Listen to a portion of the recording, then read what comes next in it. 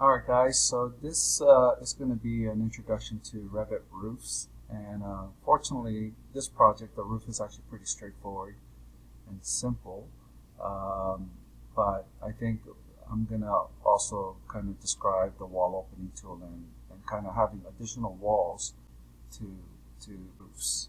So anyway,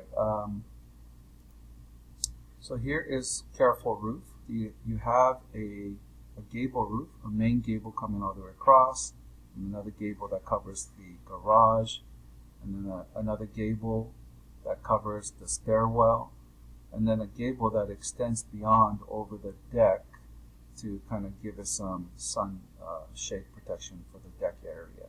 So this is the part, that can be complex if you don't have all your walls set up. So let me kind of give you guys a demo on that. So here I have the floor plan here kind of uploaded, the PDF file. So there's some gable here, and there's a deck that's 10 feet off from the line. So I'm going to go ahead and make a floor really quick. So I'm going to go to architecture, floor, and I'll still use a generic deck for now, and create the floor. Yeah, goes all the way up here.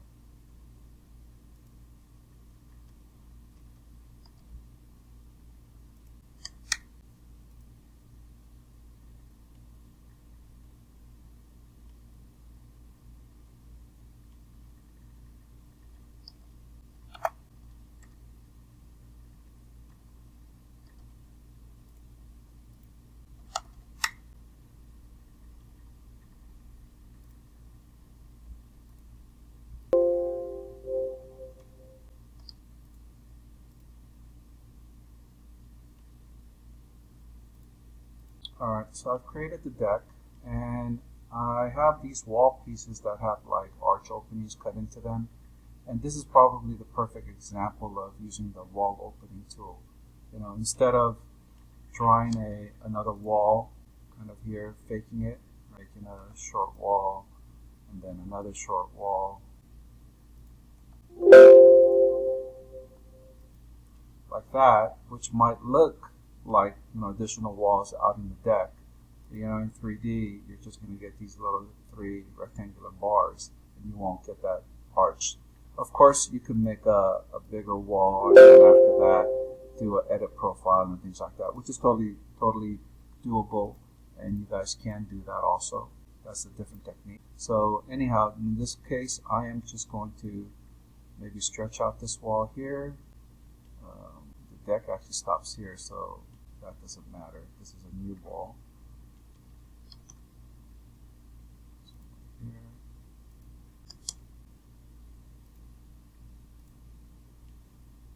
Like that. So I kind of have a box here, but that's where I could put in the wall tool. So here's the wall opening tool here. Click that, and then just say I want opening from here to here. Then, oops. Of course, that wall opening is fully editable, copy style.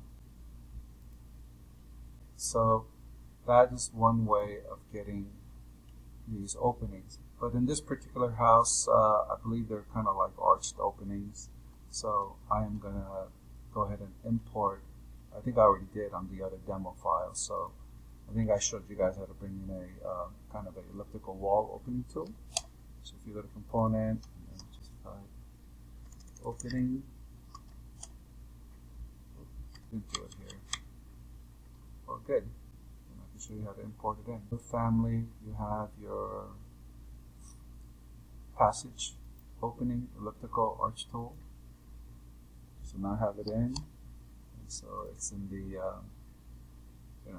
the generic model family. So I have a couple of different openings. So 80 is 6'8", and I believe 84 is like 7 feet or something like that. Or no, yeah, 7 feet.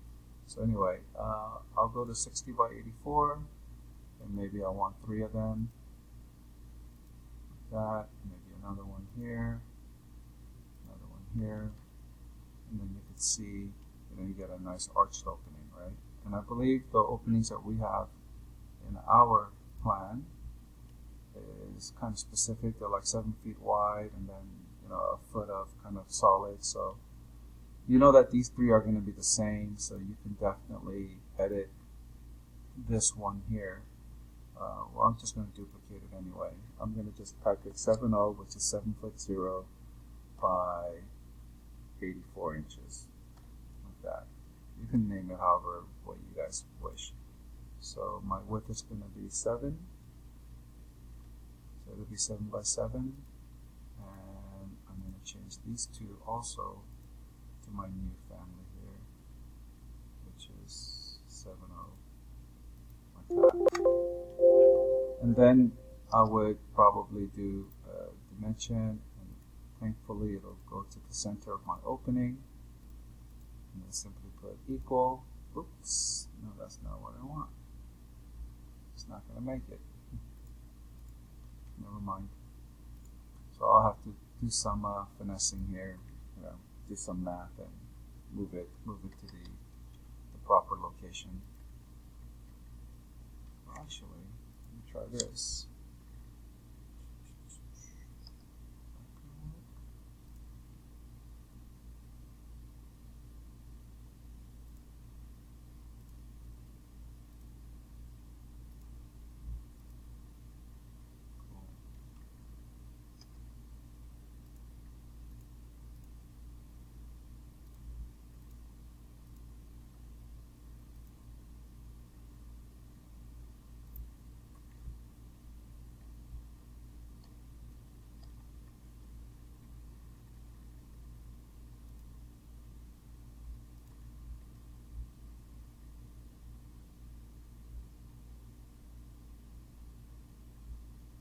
Why isn't this moving?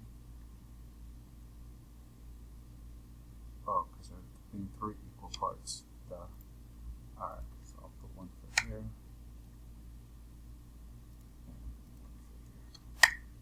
So anyhow, space them out, make sure you get the spacing that you want. If you want a larger arch, of course, you can come in here, and that has to do with the spring offset. So if this is 7 foot, I don't know, 3.5, I'm not sure if I'll have room for that, but let's try it. Yep, there it is.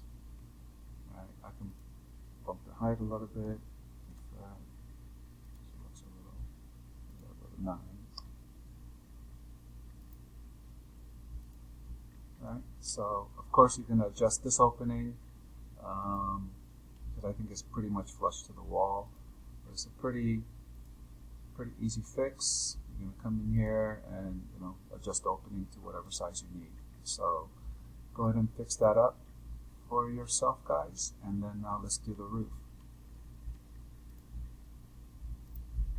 On the roof, it's really important that you use the pick wall tool, because Revit really needs to know which wall the roof is sitting on. So if you guys just draw your offset lines, Revit's not going to know that this should be attached to the wall, and you won't have certain other tools later when you try to edit that roof. So in general, if at all, when possible, always pick a wall for the roof to be associated with. So I'm going to pick my wall tool. Let's just make our overhang 16 inches. Then when I pick my wall, Revit knows that it's 16 inches off that wall, and that is super duper important. And like I said, this is a very simple roof, so you guys shouldn't have any problems. And later on, when we do other kind of like remodel projects where you got some roofing issues, I think it'll be a lot more challenging.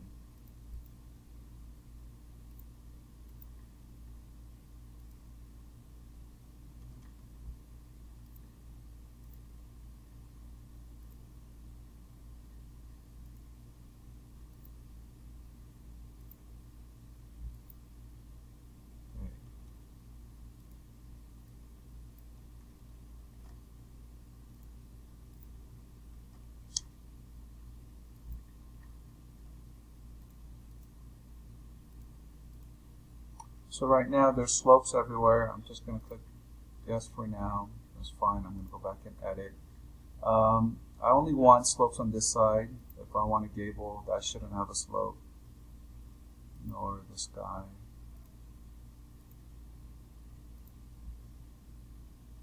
Oh, actually, this is going to probably fail, which is good. So, because I wanted a gable here and also wanted a gable here, and this is going to fail because this roof should stop here for this bigger piece, and then this roof starts, like this one should be cut in theory, like here, and then this part should be sloping up, right? But I can't do that because that's a single line. And so first, let me just show you what we get.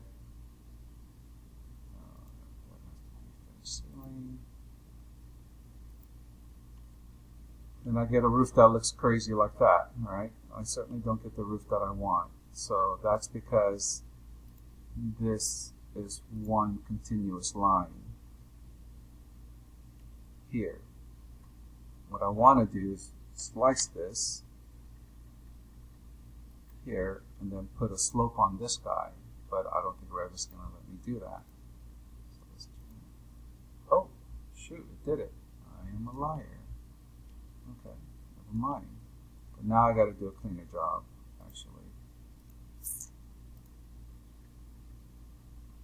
I should actually make sure for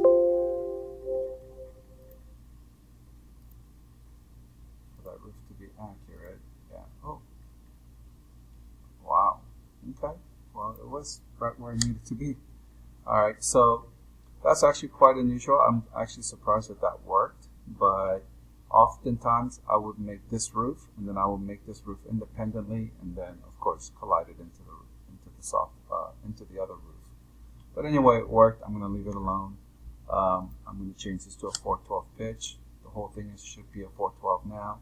And really, if you pick the walls, then you should have this option available to you. And if you're doing traditional roof rafters and things like that, you definitely want to pick the rafter option, which makes the roof slightly lower from the ceiling height. So that should be how you should do your Revit roof on that. And of course, you guys should know by now to take this and then attach top base and all that other good stuff. All right.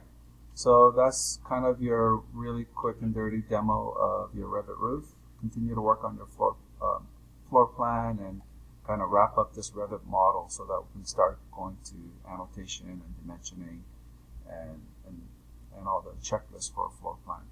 All right, we'll talk to you guys in the next demo.